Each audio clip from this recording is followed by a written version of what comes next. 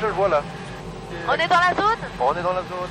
Ah ben voilà, mais pas de panique Thomas, vous voyez, à partir de cet avion, on peut vous repérer. Et oui, c'est un avion qui est équipé d'un appareil qui fait des photos d'une précision phénoménale, puisqu'il est muni d'un capteur de 65 millions de pixels. C'est énorme. Et oui, puisque c'est presque 5 à 6 fois plus qu'un appareil photo classique. Ça veut dire qu'à 1 km d'altitude, chaque pixel représente 15 cm et ça peut aller jusque 5 cm de précision. Regardez ces clichés, on s'y croirait. Ici, on a un système qui est développé par notre société et donc qui est, on va dire, comme un appareil photo grand public avec un capteur qui prend l'information, une lentille, et donc la lumière passe par la lentille et va éclairer le capteur et donc créer la photo. Mais ici, on est sur quelque chose qui peut permettre de faire plus ou moins 2000 photos par jour, c'est-à-dire qu'on parle de une photo toutes les 2 secondes non-stop. Donc, il y a un trou dans l'avion, la caméra est dirigée à la verticale et l'avion va faire un quadrillage de la ville.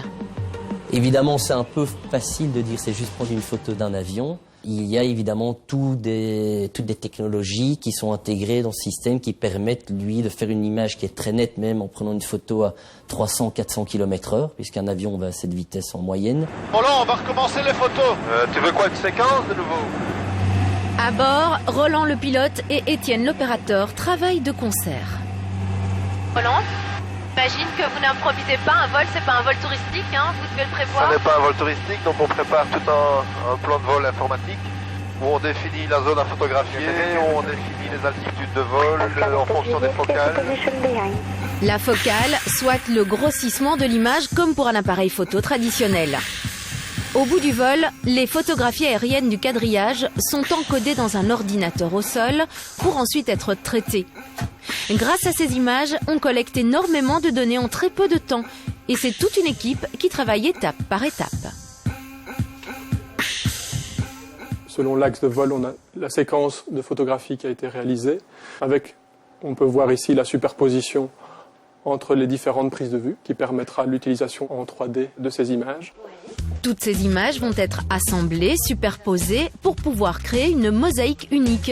Et l'illusion est tellement parfaite qu'on a l'impression qu'il ne s'agit que d'une seule photo.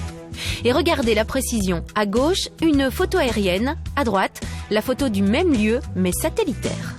Si on zoome ici, on va toujours être sur du satellitaire, mais quand on commence à zoomer beaucoup plus, là on arrive à une précision qui n'est plus atteinte à travers le satellite, mais qui va être atteinte à travers donc de la photographie aérienne. Ces prises de vue par avion peuvent servir de base à la fabrication de cartes routières, mais elles ont d'autres applications. Par exemple pour les villes, ça leur permet de faire des analyses urbanistiques. La police, elle, peut voir des zones à haute sécurité, mais ce n'est pas tout. Nous avons aussi quelquefois des demandes pour le relevé des catastrophes, des inondations, des explosions d'usines par exemple. Il est très facile d'envoyer un avion qui va faire une prise de vue très rapide comme ça s'est passé au Japon avec le problème donc, du tremblement de terre et de faire un relevé rapide donc, de l'état des dégâts et de faire des comparatifs. Et la précision sera encore plus affinée grâce à de nouvelles caméras qui font des photos en oblique comme c'est le cas avec Google Street View qui se balade dans la ville. Même principe pour cette société qui nous ouvre ses portes. Elle mise sur l'avenir avec la modélisation 3D à partir de ces images verticales.